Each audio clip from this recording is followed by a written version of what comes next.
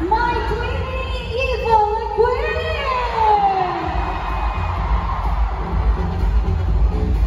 And of course, my favorite partner, Maxi Anderson!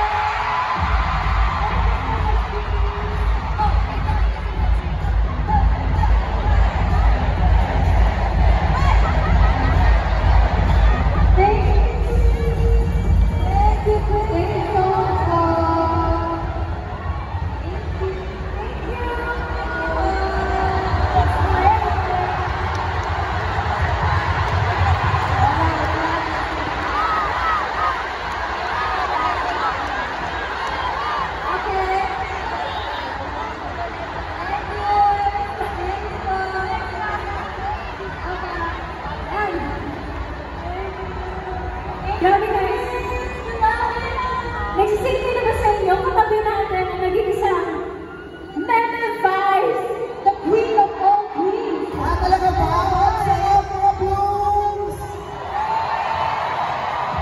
Kaya, umalis din yung mga dragons na iwan ako kasi ako yung honorary 9 opinion member. Yes! Congratulations!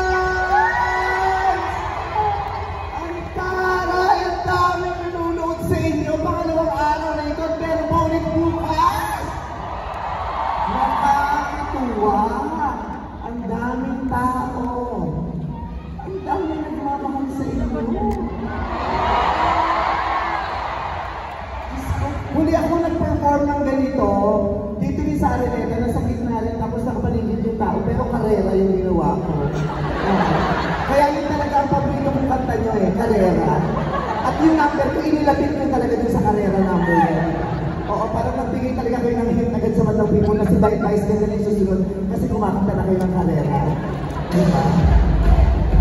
So, kanina sinabi sa akin sa likod na huwag daw magbabagal, kailangan daw may banter. Sabi ko, ay ano pa pag-usapan namin? Kayo na po. Sabi ko, ano po magandang pag-usapan? So, isipin na lang, unang-una maraming salamat na in-invite ko ako mag-perform sa concert niyo. Na-appreciate ko. So, sabi namin ako yung napili nilang mag-perform. Pero naisip ko din, ako pa rin yung invite ko mag-perform, pero ba't sa magpasikat kay Angoy Stage?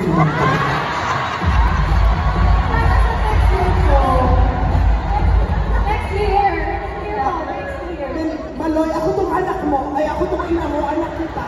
Hindi ka man anak pumili, hindi pwede dapat sa nanay ko. Kasi ano po yung majority wins? Sana pumilat ka na. Ganon. Pag ganito, ako i-inviting nyo para magpatawa ng audience nyo. Nasaan na yun si Ankoy? Kasi papakinabangan nyo.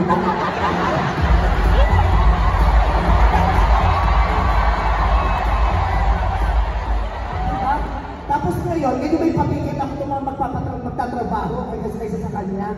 Diyos ko, ako, simula pa lang, pinupush ko kayo sa showtime. Pero hindi naman ako nalulungkot. Sinabi ko sa kanila ng TNT Kids, kumuha kayo ng at least isang member na dili na gawin yung judge, si Maloy ang nilagyan. Pero hindi ako nalulungkot. Sa amin sa showtime, ako ang nanonood ng music video nyo. Kaya ako nga nakilala yung Yumi As. Sabi ko, ang ganda ng music video nitong baby. Sino gumawa? Yumi As. Simula pa lang nandyan na ako. Sinusuportan kayo, kinakampanya ko kayo. Pero hindi ako nanonood. Kaya nung nagpasikat na sabi, ay, yung bilig kay Ann napunta, pero ayokong manuba.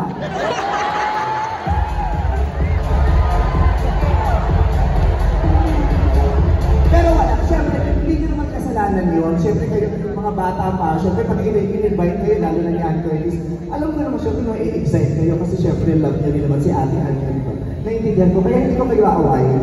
Kung meron akong aawayin, siyempre hindi kayo. Kasi nandito yung fans nyo, makupuyog ako. So, aawayin ko, si Direk Lorenzo.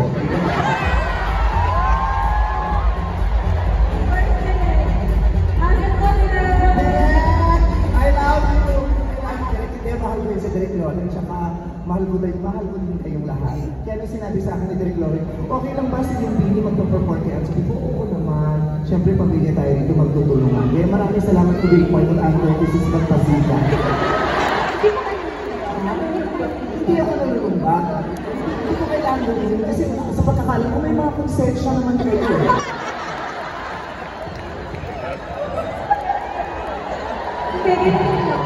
I-contrato niyo na po kami. I-contrato niyo na po for next year. Ako ang tatanungin niyo. Tama ba? Pasensya na kayo. Kasi ang lakas ng hiyawan ng mga blues. Hindi ko masyadong tuloy marinig yan. Kaya yung dahil sa lakas ng pilihan niyo, yung bingi, pagkatapos ito, bingi na, bingi. Bingi na lang, bingi Maloy, diba, bingi Joanna, bingi, kapisado ko pangalan ng lahat, ewan ko na kay Andrew.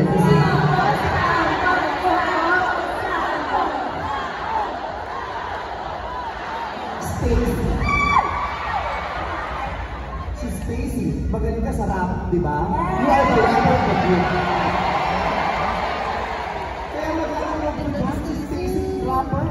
Eh, kanina nakikita ko, siguro kung lumpia rapper. Sheena. Di ba?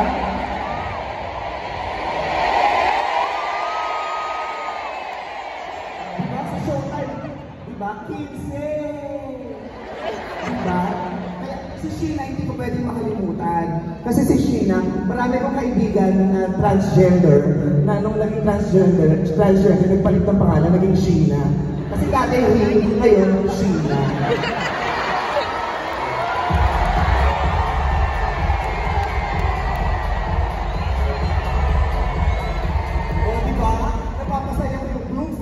Pero si Ann wala dito, pero wala na nila. Diba? Koler.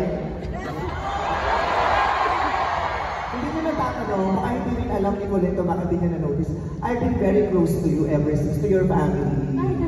Yes, tuwing pumupunta ako sa Laguna, pinipili ng buko pa isa ito.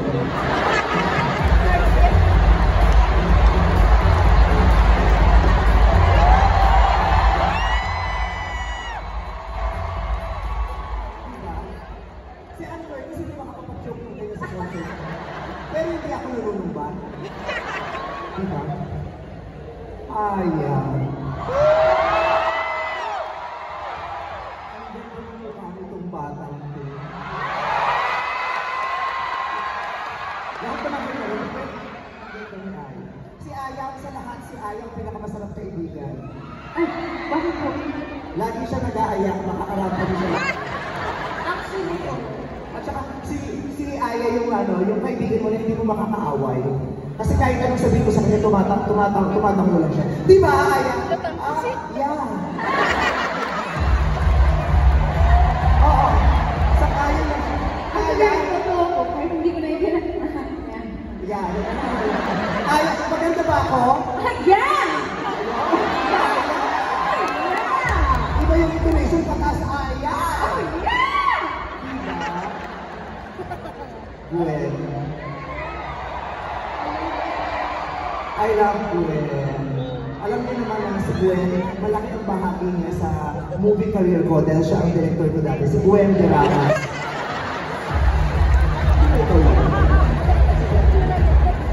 Pero totoo ba na Ilocano ka? Oo. Bicolan na Bicolan. Kala ko Ilocano ito. Bago. Oo, kasi ang pinili niya Manong. Gwen Manong. Medyo mali yan, huwag niya lang intindihan. Huwag niya na lang pansin.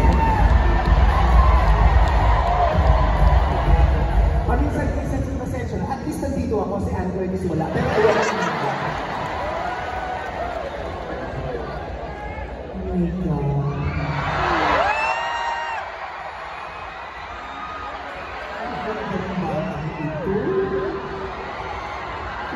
Kung ako lalaki, pinagawan ko ito.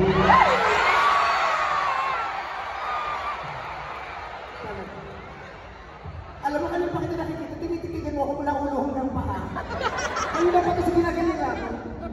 Pero nagtataka ko, pag tinitikigan mo ako mula ulo hanggang paa, humihinto ka sa gitna.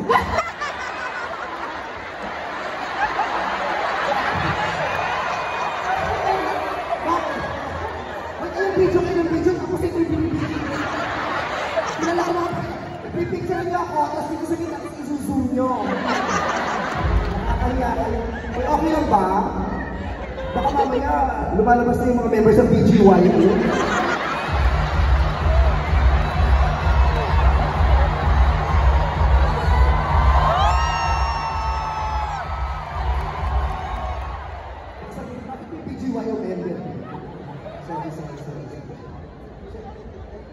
Joanna. Well, Joanna, I just want to say thank you. Sobrang laki ng ginagawa ko sa buhay ko, Joanna. Sa panahon ngayon, ang daming ganap, ang toxic na paligid, parang nakaka-stress. You give me hope, Joanna. Oh, Joanna, give me hope, Joanna, in the moment. Maloy, maloy, maloy. Pero ay mahalika. Parang nakikita ko talaga yung sarili ko rito kay Maloy. Parang ko talagang anak itong si Maloy. Masaya ka ba pag pinasabi nilang anak daw kita? Oo, lalo na po si Mama. As in, lagi po ba siya nanonood ng Showtime? So every time na... Yung mama mo lagi nanonood ng Showtime, ikaw ibulaga ka?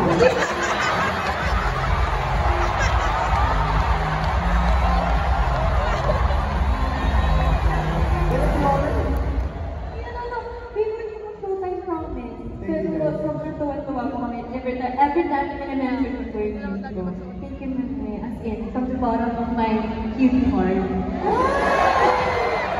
Ako din, I love you guys from my bottom, from the bottom of my heart. Oh. Kaya ako lang sabi, kasi pili ako si Billy de Meloy, kasi tapos lagi ako nagre-ribbon-ribbon. I am so fond of you. Lagi na haba, alam ko talaga ano yung kabayo din, pawis na. Pawis na, hindi pa kasi sasayaw din para sa inyo.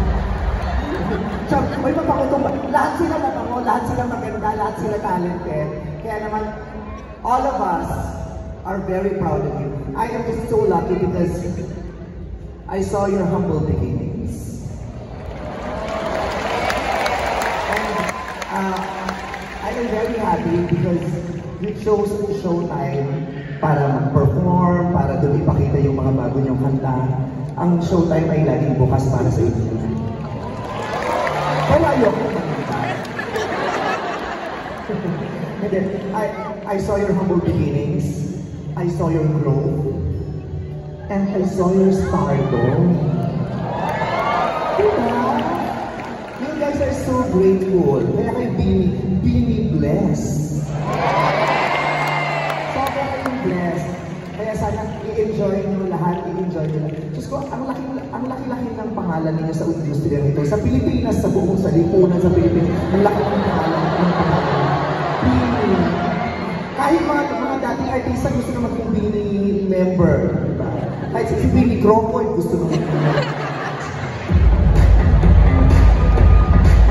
Kahit si Bini Revilla may gusto na rin maging member. Bawat araw ay sumasaya, paano nabigyan ang jacket niya?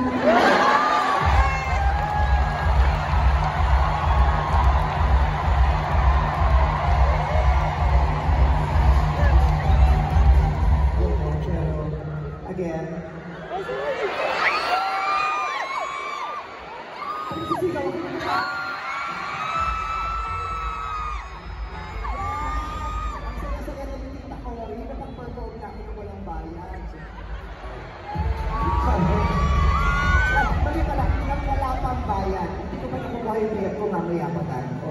Pero maraming salamat. Are you guys happy? Are you happy? What are you guys feeling right now? I wanna know. Blessed. Talaga, blessed. Walo kayo? Isang salita lang ang napagtulong-tulungan yung blessed. Sabi naman, diba? Talaga naman you will feel blessed. How about you? How are you feeling right now? Siyempre, kinakabahan ko. Naaalala ko yung first encounter po natin na talaga nakapag-usap po tayo. Alam niyo po yung sinabi niyo po sa amin? Anong sinabi? Grabe, Bino. Amoy mabango na kayo. Nag-grow. At least, nag-grow. Sinabi ko ba talaga yun? Paano ko sinabi? Pinasabi ko ka, Ate Joey, ay, in fairness sa mga ano, amoy mabango na. Hindi, mukha talaga silang mababango. At saka mababango naman talaga sila. Oo. Enjoy the ride, all of you. Enjoy the ride. I know there are days that, you know, it feels like the environment is so noisy and can confuse you.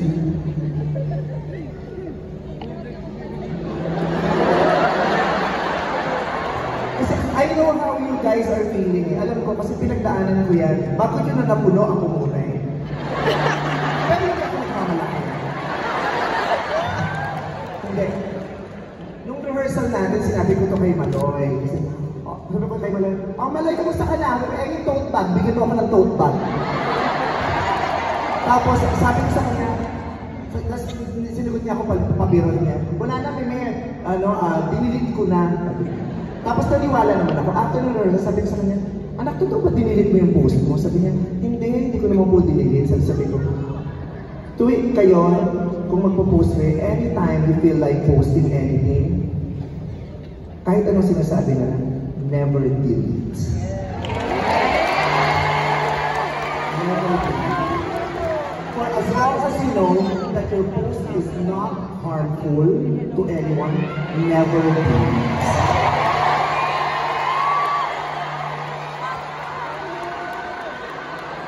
What you hold your power.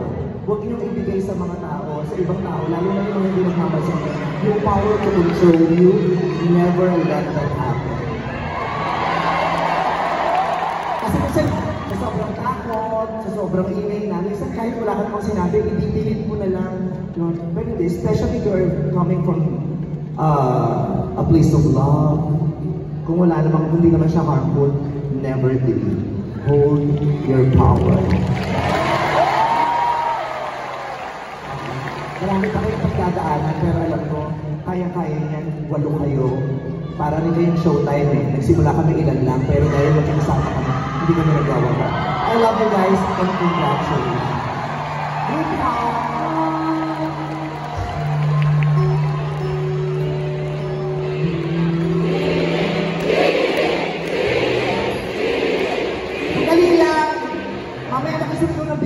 Pa ako, so alam ko na sila mga kasama sa speech. Mga bastos din ang pakla. Uy, hindi na kaya naman. Grabe, sobrang kaya. Guys, pero, thank you so much. I love you. And Blooms, congratulations because you are part of this success. Maraming salamat. Thank you. Thank you po! Bye guys! Lagi ka ng lalakad. Huwag lang. Pag naging mabuti kayo sa akin, hindi ko na kayo masusumbatan.